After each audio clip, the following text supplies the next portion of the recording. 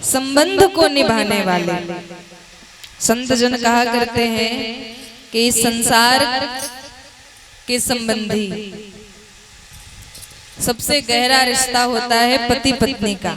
विवाह के समय बस थोड़ी सी सिंदूर के कारण जीवन भर पति पत्नी कहलाते हैं और एक दूसरे का साथ निभाते हैं। पति अपनी पत्नी के हर इच्छाओं को पूर्ण करता है, यानी जीवन भर उसका भार उठाता है। तो एक नाता मनुष्य जीवन भर निभाता है, तो भगवान तो मनुष्य से कहीं अधिक श्रेष्ठ हैं प्यारे। भगवान से यदि कोई भी रिश्ता जोड़ लिया जाए, उनसे कोई एक रिश्ता नहीं है, अनेक रिश्ते हैं। तो ही मोही नाते अनेक मानिए जो भावे। तो जो रिश्ता अच्छा लगे, जो नाता अच्छा लगे, हम तो अपनी कथा में यही कहते हैं कि जीवन में यदि किसी रिश्ते की कमी हो,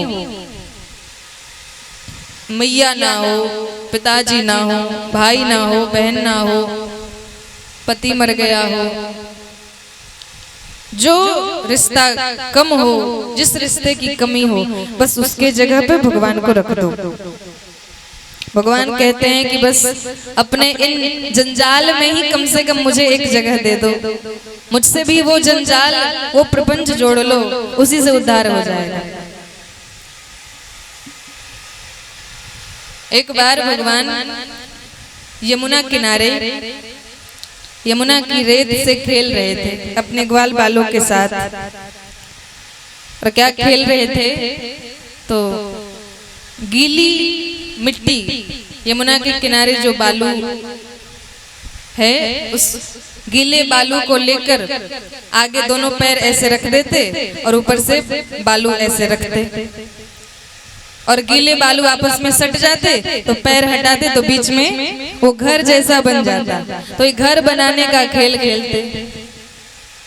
तो मधुमंगल उनका सखा, उसका भी घर खूब बढ़िया बन गया। श्री दामा, उसका भी घर बढ़िया बन गया।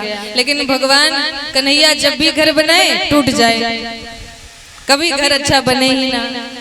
तो भगवान गए मधुमंगल के पास, जाकर कहा, मधुमंगल मेरा तो घर बन नहीं रहा, तू अपने घर में मोकू जगह दे दे, कहीं बस छोटे से कोने में मैं रह लूंगा, तो अपने घर में मुझे बिठा ले। छोटे बच्चे ऐसे ही तो खेलते हैं। तो खेल खेल में भगवान बोले। मधुमंगल ने कहा, नहीं, मेरे घर में जगह ही नहीं है। कहा, इतना बड़ा घर बनाया, कहीं जगह नहीं है? कहा, नहीं, मेरे घर में मैं रहूंगा। कहा, अच्छा आधे में तो मुझे रहने दे। कहा, नहीं, आधे में मेरी मैया रहेगी। कहा, अच्छा तीसरा भाग दे दे। कहा, तीसरे वाले में गैया रहेगी। कहा, अच्छा चौथा दे दे। कहा, चौथे में गौरैया बाबा रहेंगे, सबके घर के दरवाजे पर रहते हैं ना। कहा, छोटी सी अलमारी दे दे, उसी में रह लूंगा। कहा, ना, मेरे घर में कोई जगह नहीं है। भगवान बोले, जिस घर में मुझे नहीं रखा, मेरी जगह नहीं है, उस घर को मैं रहने ही नहीं दूंगा। तुरंत नष्ट कर दिया, सब घर बिखेर दिया, बर्बाद कर दिया, तोड़ दिया। मधुमंगल ने कहा, अरे ये क्या किया तुमने? भगवान बोले कि देख, तू घर बनायो, मैंने तो उसे कही कि मुझको थोड़ी सी जगह दे दे, तो मेरे रहने के लिए तेरे पास जगह ना है, तो इस घर की क्या जरूरत, तू भी ऐसे ही रह। भगवान यही खेल हम सभी जीवों के साथ खेलते हैं।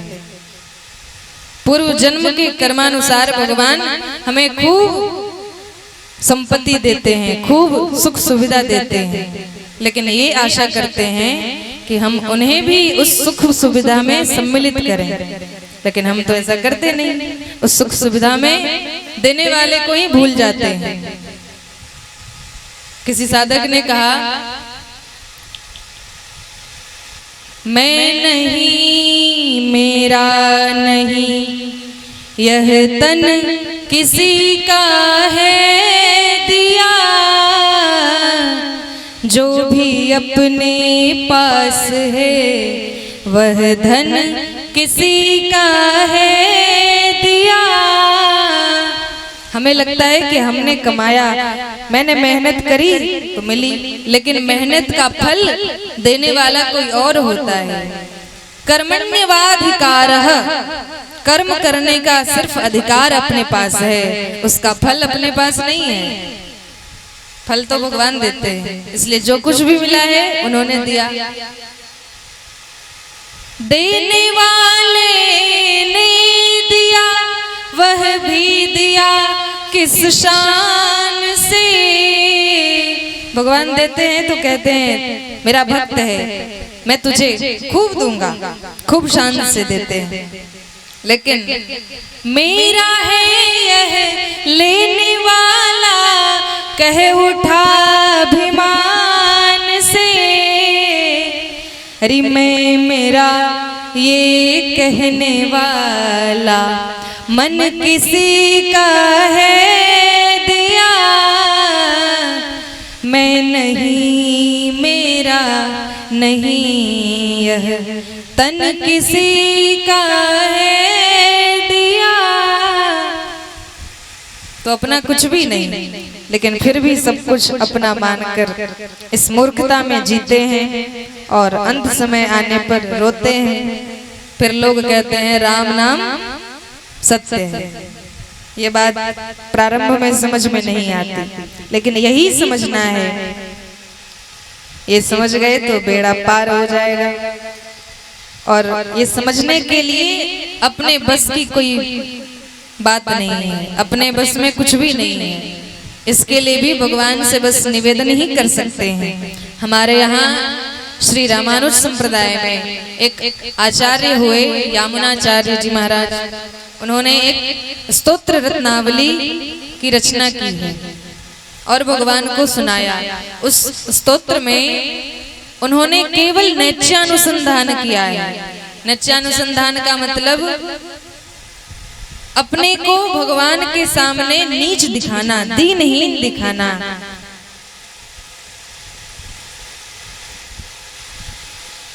कहते हैं ना, मैं हूँ पतित स्वामी, तुम हो पतित पावन।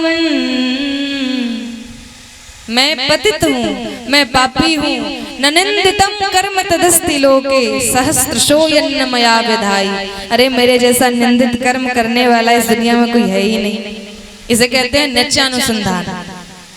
तो भगवान के समक्ष जब भी जाएं, अपने आप को दीनहीन गरीब समझें, तभी तो भगवान कृपा करेंगे। नहीं तो ये समझ के जाएंगे मैं फलाना डॉक्टर, फलाना इंजीनियर, मैं भगवान को मैंने ये दिया वो दिया वो किया। तो भगवान कहते भाई तुम ही मुझे दे रहे हो तो हम तुम्हें क्या दें, तुम ही हमें दो। इसलिए भगवान के समक्ष जब भी जाएं तो अपराधी बन के जाएं, दीनहीन होके जाएं। गुरु के पास जब भी जाएं तो अज्ञानी होकर जाएं, मूर्ख बनकर जाएं, तभी कृपा होगी। तो इसके से प्रार्थना करनी चाहिए और प्रार्थना से ही भगवान रीझते हैं। ऐसी प्रार्थना अनेक भक्तों ने की है, अनेक संतों ने की है। उनकी प्रार्थना को मानस में गोस्वामी जी ने कहा है कि पूर्वाचार्य ऋषि महर्षि जो चले गए भगवान का भजन करके, वे सब उन सब ने अपने आचरण से यही तो बताया कि कलयुग का जीव यह नहीं जानता कि हमें क्या करना चाहिए, तो वे वैसा करके गए। तो गोस्वामी जी ने कहा कि अति अपार जे सरित बर, यानी कि बहुत बड़ा, बहुत गहरा, बहुत बड़ी नदी एक है, उसका पार कोई नहीं पा सकता। एक चींटी को उसके पार जाना है, कैसे जाएगा? लेकिन अति अपार जे सरित बर, जो नृप से तू कराही, चढ़ी पिपिल को परम लघु, बिनु श्रम पार ही जाए। उसी नदी पर राजा यदि पुल बंधा दे तो हाथी तो जाएगा ही, चींटी भी जाएगी। उसी प्रकार पूर्वाचार्य जो पहले के ऋषि महर्षि हुए, संत हुए, भक्त हुए, वे जिस मार्ग से गए वही मार्ग हमारे लिए भी श्रेयस्कर है, श्रेष्ठ है। उसी मार्ग पर चलकर हम भी अपना कल्याण कर सकते हैं। और अगर नया मार्ग बनाए तो भटकने का भय है, गिरने का भय है, डूबने का भय है। इसलिए उसी मार्ग को पकड़े रखें, क्योंकि कलिकाल में हमारी मति बुद्धि सब खत्म हो जाती है। कब क्या हो जाए कुछ नहीं पता। इसलिए उनकी उस आज्ञा का, उनकी उस चरित्र का दर्शन करके, श्रवण करके हमें भी उन्हीं की तरह, उन्हीं की भांति भक्ति मार्ग पर चलना चाहिए। और भगवान तो कहते तुम एक कदम आगे बढ़ो, हम तुम्हारी तरफ 100 कदम दौड़ कर आएंगे। ऐसे भक्त वत्सल हैं भगवान।